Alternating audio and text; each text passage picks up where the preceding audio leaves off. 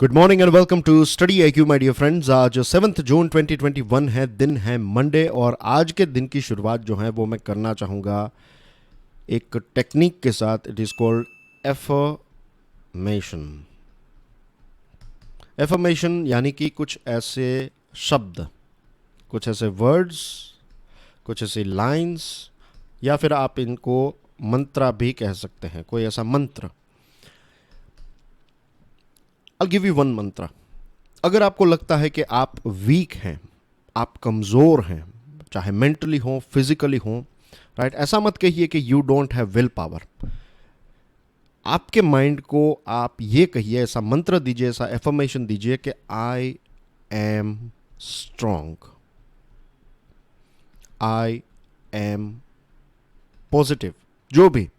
जो भी आपको ठीक लगे, I am good, I am positive, I am happy, जो भी आपको ठीक लगे, ऐसा कोई एक मंत्र खुद डिज़ाइन कर लीजिए और हर रोज़, एवरी सिंगल डे, इसको बार बार आप रिपीट कीजिए। टेक आउट 2 मिनट्स, 2 मिनट निकालिए और 2 मिनट आंखें बंद करके ज़ोर ज़ोर से आप अपने आप को कहिए कि आई एम स्ट्रॉन्ग।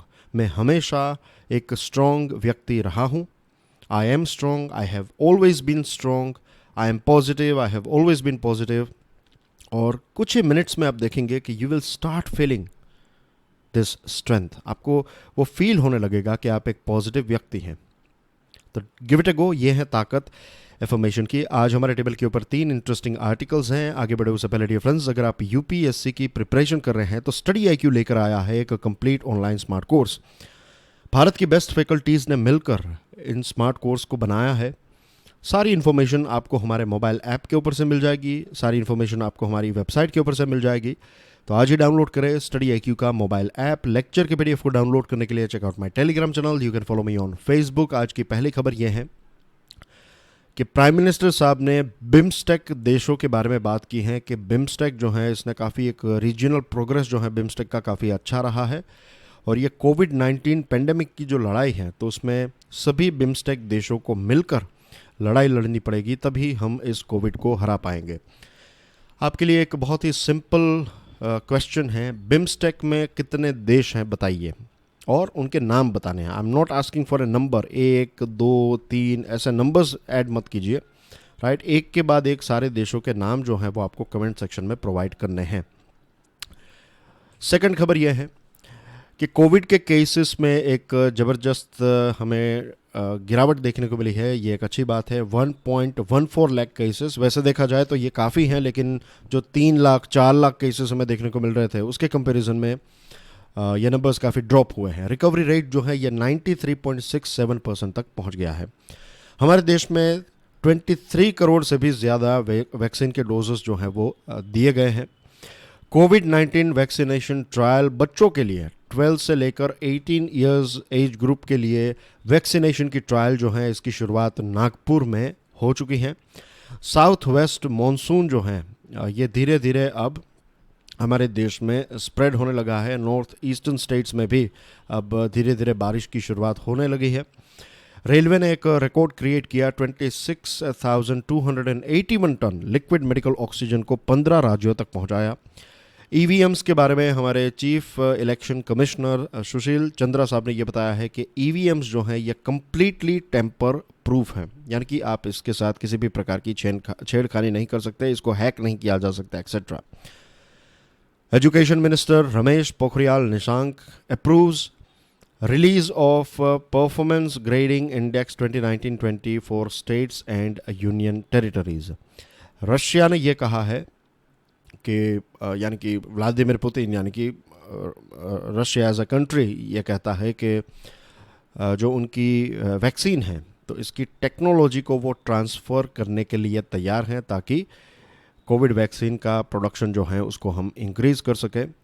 और नेपाल में एक नई कॉन्स्टिट्यूशनल बेंच गठित की गई है और ये देखेगी कि ये जो उनकी पार्लियामेंट को डिसॉल्व किया गया था तो इसके खिलाफ जो पिटिशंस है तो इसको स्पेसिफिकली ये नई कॉन्स्टिट्यूशनल बेंच देखेगी। बुर्किना फासो नाम का एक देश है अफ्रीका का, और यहाँ पर मिलिटेंट्स ने अटैक किया और 132 लोगों की हत्या कर दी है। ये एक बहुत ही दुखद खबर है। अफ़गानिस्तान से भी ऐसी ही दुखद खबर हमें पढ़ने को मिल रही है कि वहाँ पर एक बॉम्ब ब्लास्ट हुआ और 11 सिविलियंस की मृत्यु हो गई। और बांग्लादेश ने चाइना की जो सेकंड कोविड वैक्सीन है कोरोना वैक, तो इसको अप्रूवल दे दिया है। अब बात करते हैं ओपिनियन एडिटोरियल्स के बारे में।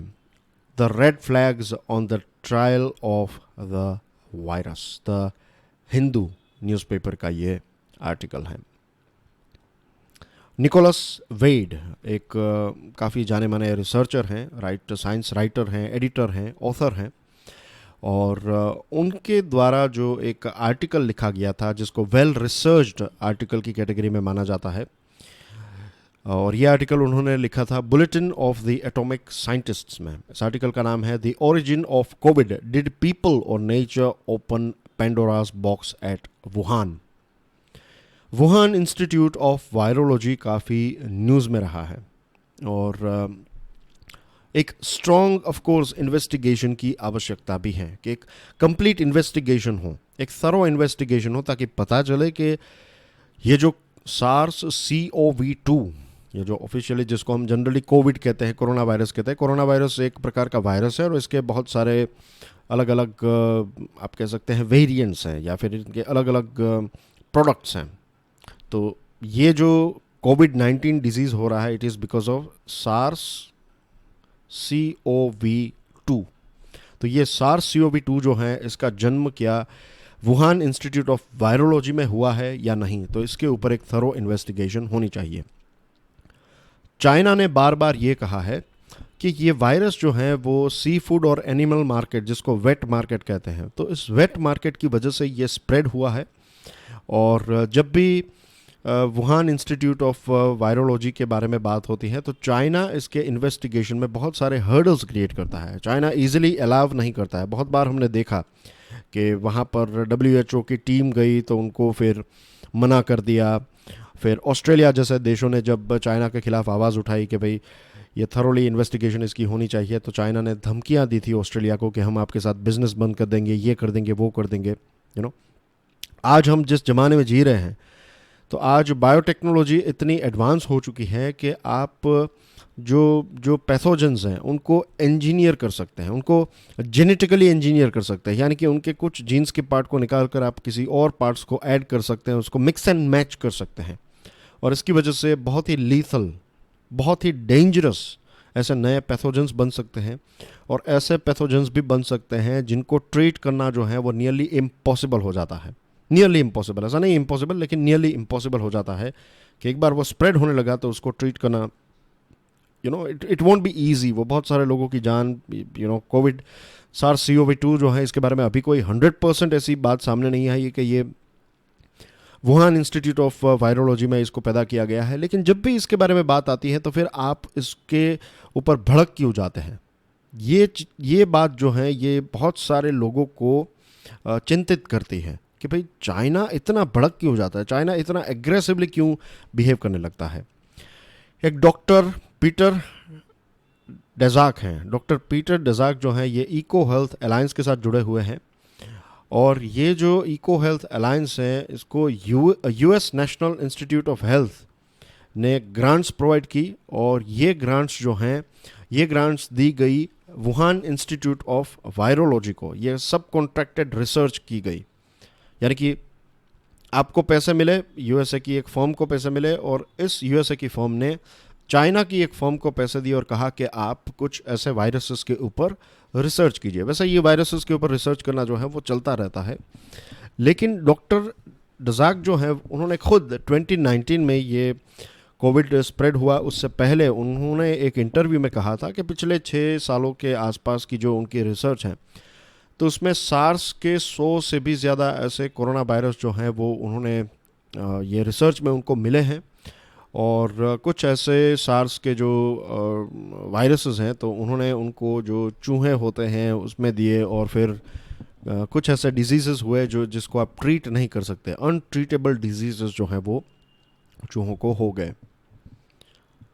तो ऐसी जब बातें हमारे सामने आती हैं तब पता चलता है कि कहीं ना कहीं जो है ये साइंटिफिक वर्ल्ड में ये जो रिसर्च हो रही है, या फिर ये कोविड की बात करें तो ये जो रिसर्च चल रही थी, तो तो इसमें बहुत सारे सेफ्टी प्रोटोकॉल्स को शायद फॉलो नहीं किया, और शायद इसकी वजह से ये वुहान लैब में से ये वायरस निकल गया, और इसकी वजह से ये पूरी दुनिया में ये फैल गया, और आज दुनिया की क्या हालत है हम सब जानते हैं।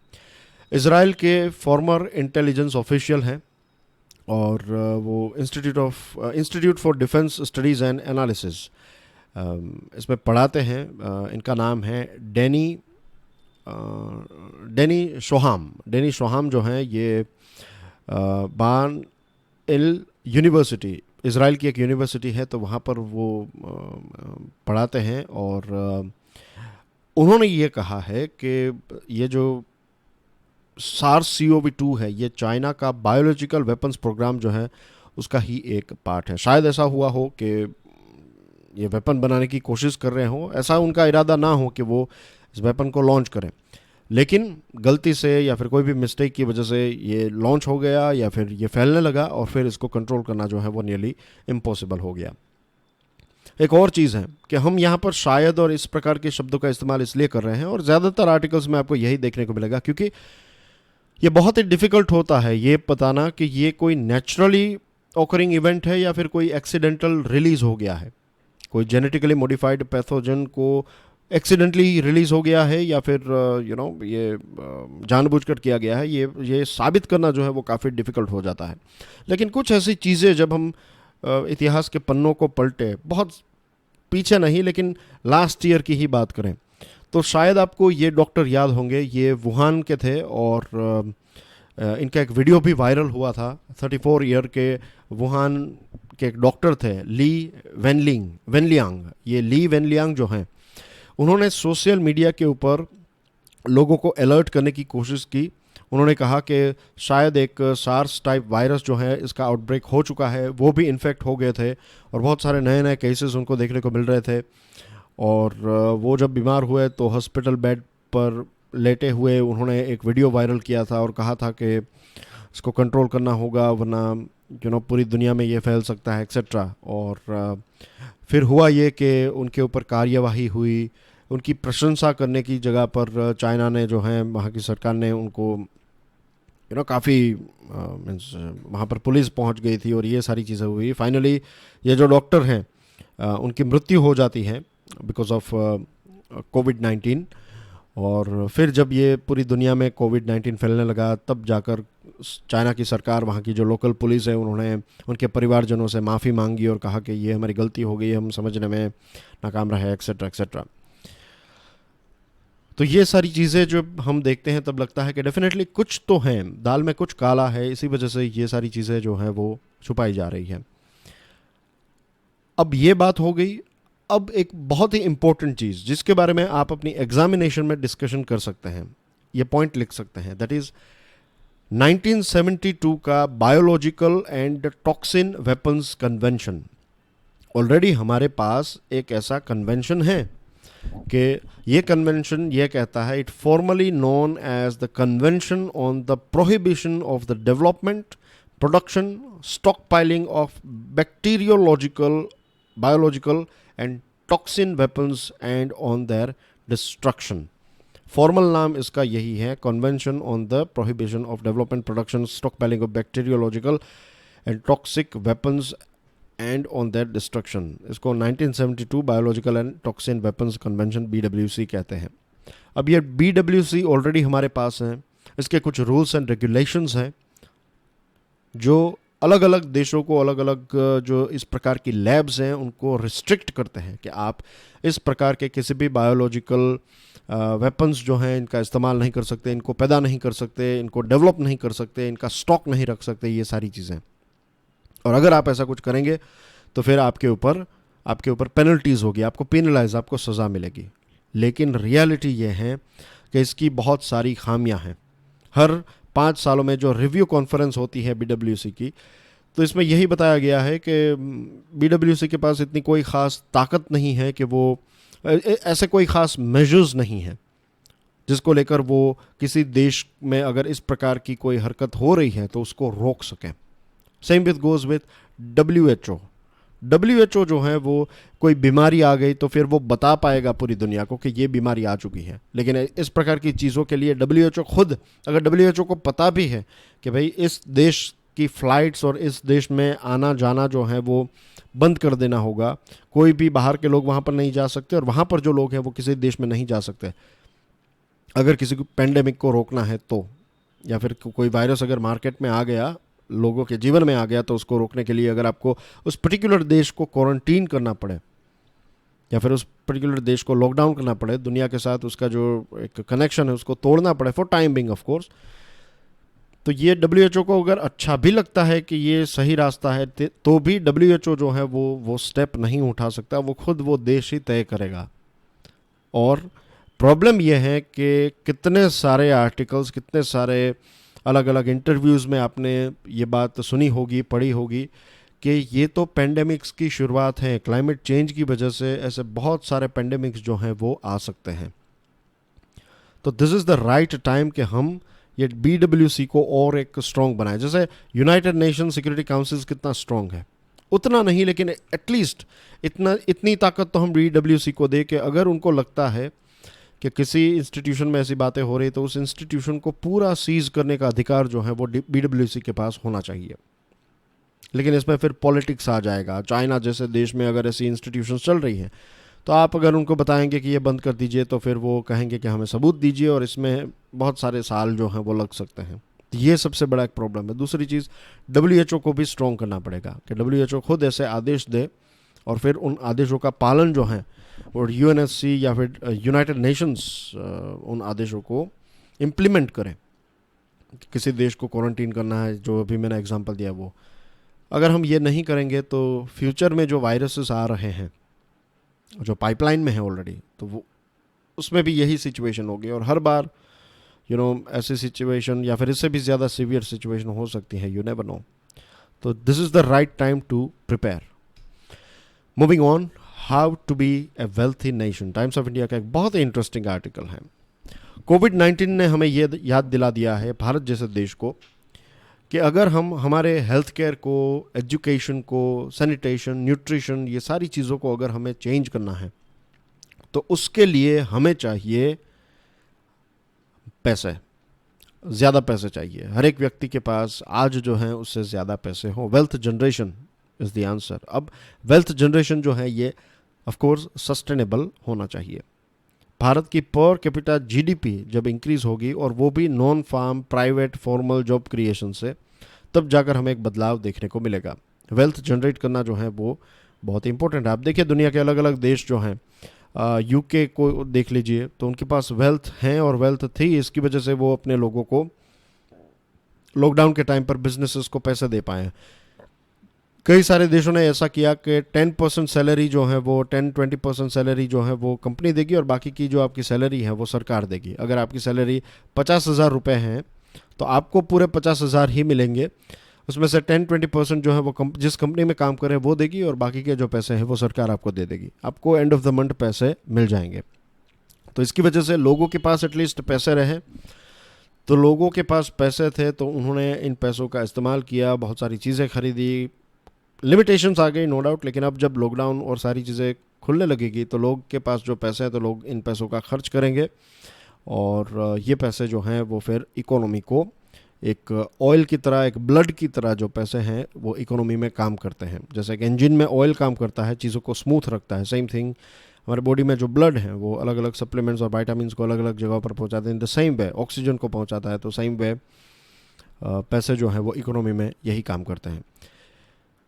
पर कैपिटा की बात करें हॉस्पिटल बेड्स की, कि हमारे देश में जितने लोग और उस हिसाब से हॉस्पिटल बेड्स की रैंकिंग को देखें तो हमारा नंबर है 148 in the world, right. Per capita GDP की बात करें तो 142nd पर है। बहुत बुरा परफॉर्मेंस है हमारा। और इकोनॉमिक डेवलपमेंट के बारे में साइकोलॉजिस्ट हैं रॉबिन होगार्थ ये कहते हैं, it is a wicked learning environment. Economic development जो है एक प्रकार का विकेड लर्निंग एनवायरनमेंट है। अब बहुत सारी चीज़ें जो है देश जो है वो सीखेगा।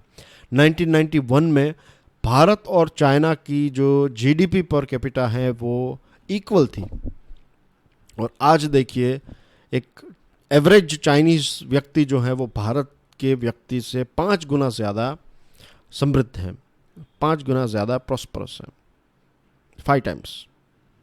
हमारे रिफॉर्म्स इम्पैक्टफुल रहे हैं, नो डाउट। 1991 के बाद जो रिफॉर्म्स हुए, आज देखिए हमारा देश कितना चेंज हो गया है, लेकिन अभी भी ये इनकम्प्लीट है, अभी भी ये संपूर्ण नहीं है। Raising per capita income needs higher productivity. जब आपकी प्रोडक्टिविटी इंक्रीज होगी, मैंने इससे पहले भी हमारे डिस्कशन में ये बात बताई है। आप कुछ देशों को देखिए, जापान, छोटी सी पॉपुलेशन है लेकिन प्रोडक्टिविटी देखिए उनकी कितनी ज़्यादा है, वो कितनी बड़ी इकोनॉमी है, एक छोटा सा देश है, छोटी सी पॉपुलेशन है। तो इट्स जस्ट लाइक कि एक सोसाइटी में या फिर एक सिटी में कुछ लोग ऐसे रहते हैं, कुछ एरियाज ऐसे होते हैं वहाँ पर बहुत कम लोग रहते हैं, लेकिन वो सबसे पैसे वाला या फिर पॉश एरिया है।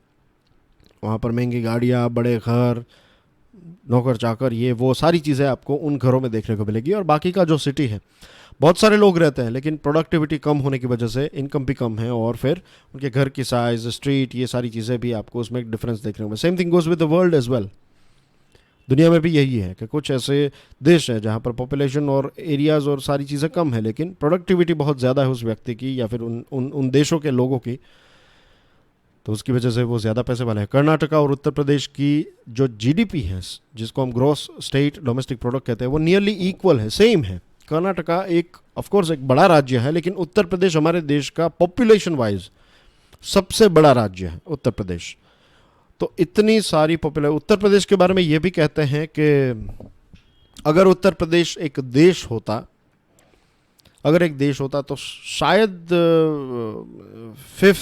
फिफ्थ या सिक्स्थ सबसे पॉपुलेटेड देश होता। ऐसा ऐसा ऐसा कहता है। उत्तर प्रदेश में इतनी पॉपुलेशन है कि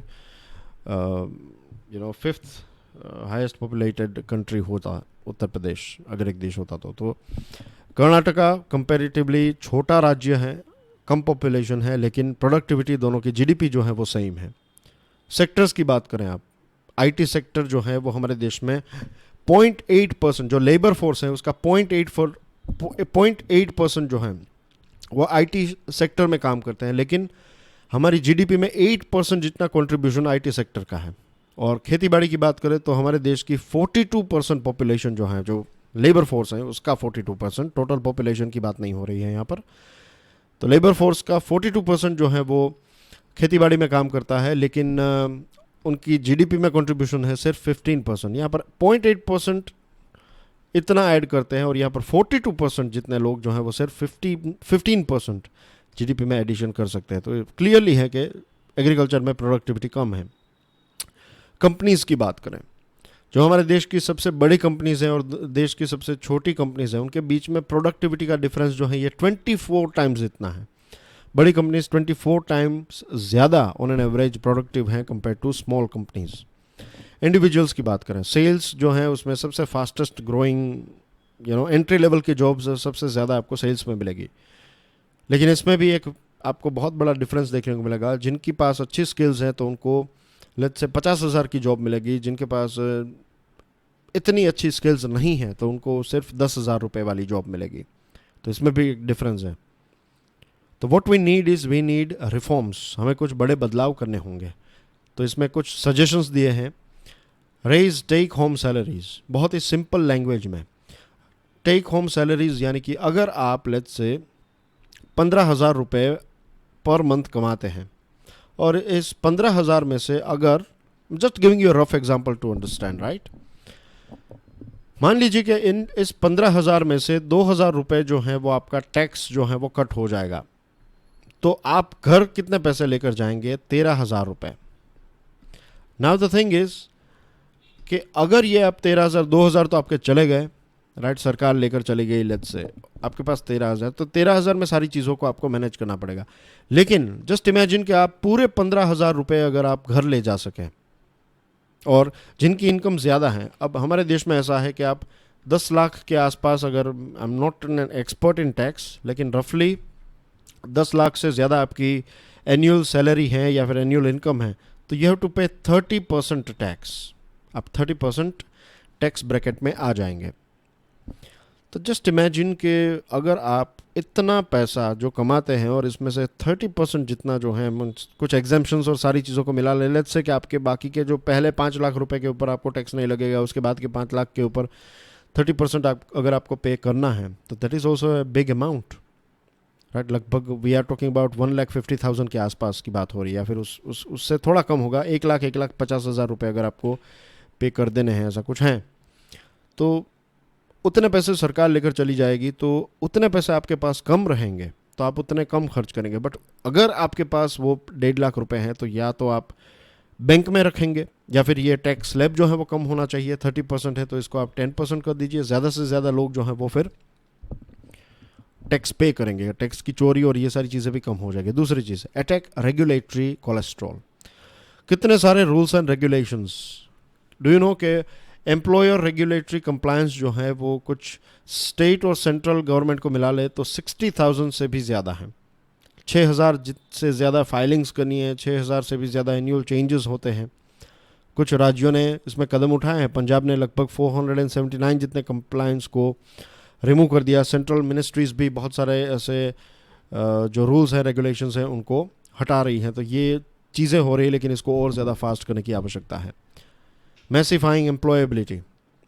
अब कोविड की वजह से बहुत सारी इंस्टीट्यूशंस जो हैं, बहुत सारी यूनिवर्सिटीज़ ने ऑनलाइन लर्निंग की शुरुआत कर दी है।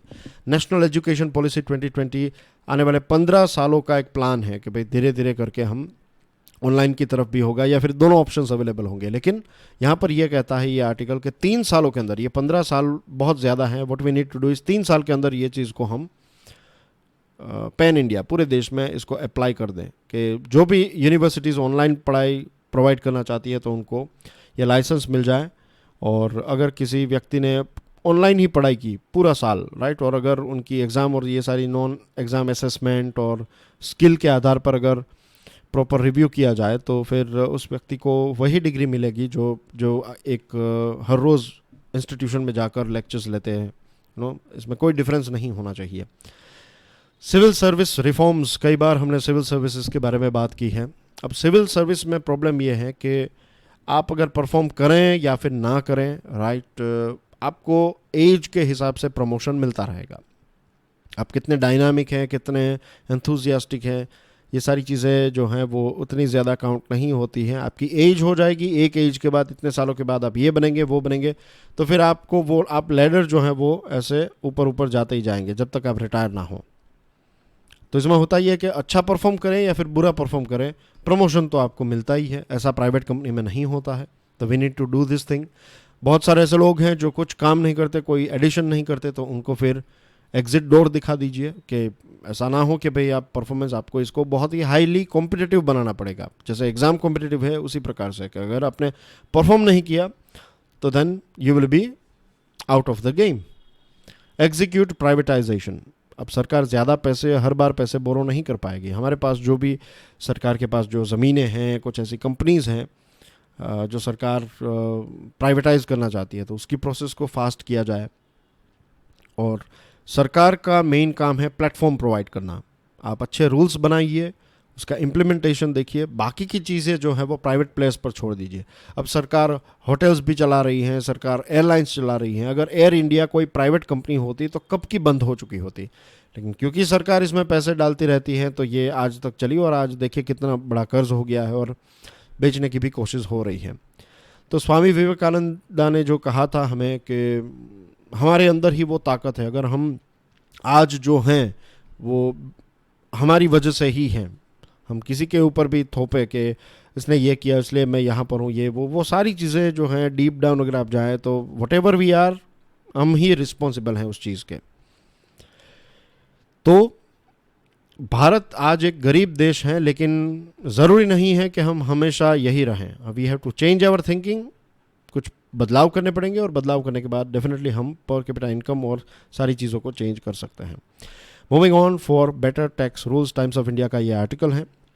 G7 देशों ने अभी एक एग्रीमेंट किया है, एक डील की है, एक नया पैक्ट कि ग्लोबल मिनिमम कॉरपोरेट टैक्स 15% जो है ये MNCs के ऊपर लगाया जाएगा, जो मल्टीनेशनल कंपनीज हैं, राइट। तो दे हैव टू पे 15% ग्लोबल मिनिमम कॉरपोरेट टैक्स।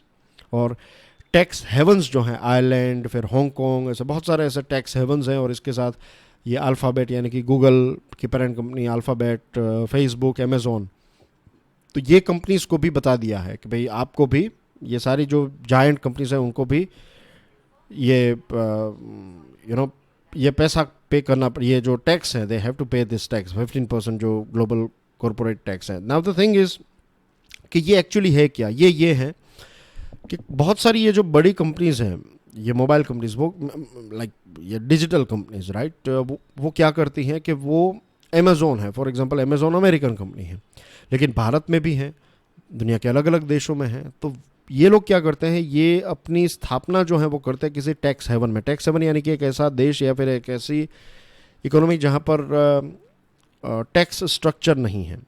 तो what they will do, they will make money here और कहेंगे कि हम तो भाई टैक्स पे कर रहे हैं आयरलैंड में, आयरलैंड में वो कोई टैक्स पे नहीं करते, तो हमारे देश में भी टैक्स पे नहीं किया, वहाँ भी नहीं किया। और वहाँ पर जब वो कंपनीज होती है तो वहाँ पर जॉब जनरेट होती है, पैसे जनरेट होते हैं, ब्लैक मनी, ये सारी चीज़ें। तो कुछ ऐसे देश हैं जो ये सारी चीज़ें, जिनको टैक्स हेवन कहते हैं, तो ये सारी चीज़ें वो देश अलाउ करते हैं। थोड़ा बहुत कमीशन रहता है वहाँ पर, लेकिन टैक्स से कम होता है। तो भारत जैसे देशों के लिए ये एक बहुत बड़ा डिसएडवांटेज है। तो ये जो नया प्रपोजल है, तो G7 को, अब G20 में, G20 के देशों को इसको अडॉप्ट करना चाहिए और भारत के लिए ये बहुत बड़ा गेन भी होगा। भारत को वो ज़्यादा टैक्स भी मिलेगा इसकी वजह से। भारत ने जो गूगल टैक्स जिसको कहते हैं, या फिर इक्विलाइजेशन लेवी है, 2% से लेकर 6% जो टैक्स पे करना पड़ेगा इन सारी डिजिटल कंपनीज़ को, तो उससे अच्छा है कि भारत को ये 15% जितना टैक्स मिलेगा। यहाँ पर जो प्रॉफिट कमाया अमेज़ॉन ने, नेटफ्लिक्स ने, गूगल ने, फेसबुक ने, तो ये 15 जो भी उन्होंने पैसे कमाए भारत में, तो उन पैसों के ऊपर 15% टैक्स उनको भारत में पे करना पड़ेगा। तो ये भारत और भारत जैसे देशों के लिए, हर एक देश के लिए फ़ायदे का सौदा होगा और ये बच नहीं पाएंगी ये कंपनीज। और टैक्स हेवन्स जो हैं वो भी धीरे धीरे फिर डाउन होते जाएंगे, फिर उनका भी चार्म जो है वो चला जाएगा व्हेन यू हैव टू पे टैक्स। दूसरी चीज़, भारत ने कुछ रिफॉर्म्स किए, राइट। भारत ने 2019 में जो हमारा कॉरपोरेट टैक्स था उसको कम करके 22% कर दिया। और अगर आप नई कंपनी हैं, नई कंपनी की स्थापना कर रहे हैं, तो 15%।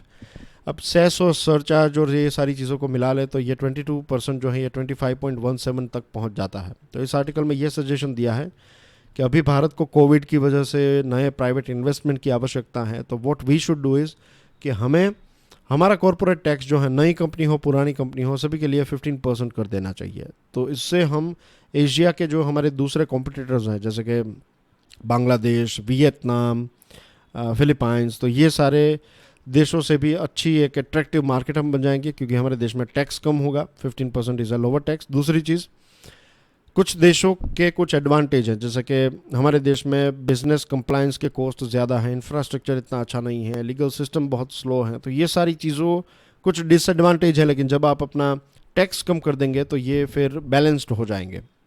तो बहुत सारी कंपनीज जो हैं वो भारत में आकर इन्वेस्ट करेगी और फिर जॉब्स जनरेट होगी, नया बिजनेस जनरेट होगा। तो it will be win win for everyone. तो ये सजेशन है इसमें। And that's everything in today's discussion. जो मैंने प्रश्न पूछा था उसका आंसर है ओडिशा। बहुत सारे लोगों ने केरला लिखा है, लेकिन पे अटेंशन, यहाँ पर मैं ऐसा नहीं कर रहा हूँ कि टॉप पर कौन आया है। वी आर टॉकिंग अबाउट कि क्लाइमेट एक्शन कैटेगरी में कौन सा राज्य सबसे बेस्ट परफॉर्मिंग रहा, तो दैट इज़ ओडिशा। और नाइजीरिया के प्रेसिडेंट का नाम बताइए। And I will see you tomorrow. Till then enjoy your studies. God bless you all. जय हिंद।